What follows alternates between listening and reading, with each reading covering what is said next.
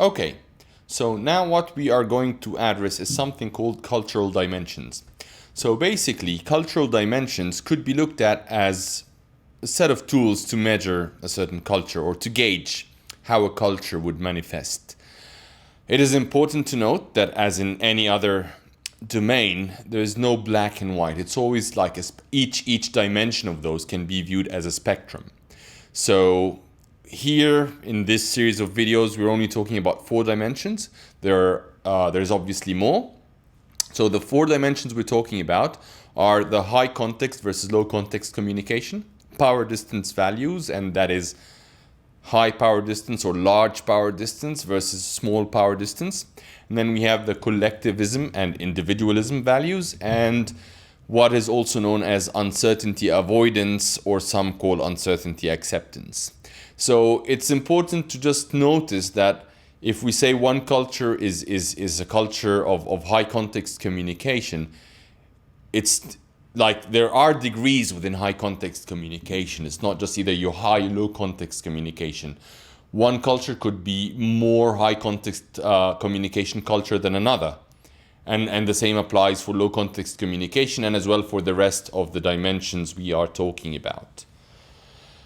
So the first dimension we are going to talk about is the high context versus low context communication. And this is practically one of the dimensions that causes most of the confusion. To elaborate on that a little bit, high context communication, it's a communication method. I mean, both are communication methods. So high context communication, it means that when I communicate a message, or when a person or an individual coming from a high context communication culture communicates a message, the message is not just being communicated verbally. That's why it's called high context, because it includes many things. So if you are receiving a message, you're the receiver of a message, a particularly communicated message in a high context communication setup or culture. Now, what you would be looking for is the actual verbal message, the timing you're being told that message, the place you're being told the message, the stature or the position of the person telling you the message. You have to take all those factors into consideration in order to decipher or interpret the verbal message, as opposed to low context communication where the message is explicitly verbal. So I'm going to give a couple of examples just to make this a little bit more simple. So, for example, in a high context communication, people tend to be, or one could argue, or I personally believe, that high context communication is basically used as a gesture of politeness or shyness, because people cannot be very direct with each other in high context communication cultures, and such as in the Middle East or Eastern Asia. So what they do, for example, is they often, just out of politeness, they communicate some verbal messages that do not really mean what they sound. For example, in a given day, one person after the work day going back home, and often living in a building, neighbors go up the same lift together. Very frequently, the person getting off on the first from the elevator would invite the other for lunch or tea. And then the other person, the invitee in that sense, would have to refuse. Now, why is that? Because the person, the receiver of the message here, he or she can read between the lines. They can see that, okay, the other person, the one who's inviting for lunch, for tea, just got back from work. Probably they're not prepared to host anyone in their home, him and his family. And yes, it's just his way of excusing himself or herself from leaving the lift early. So in that sense, the receiver of the message would decline the invitation, because if they actually accepted the invitation, they might be perceived as being rude.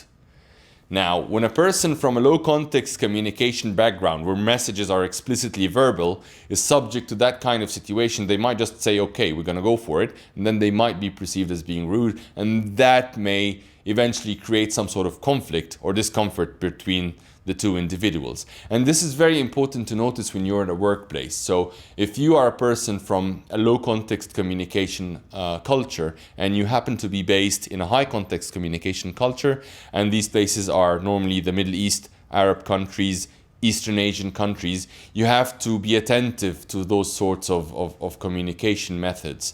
So because of this different cultural methods of communication, often people or individuals from high context background and others from low context background would run into a conflict. So in a later series of videos or in a later video, we are going to shed some light on what each of those needs to do in order to avoid the conflict or resolve it if it happens.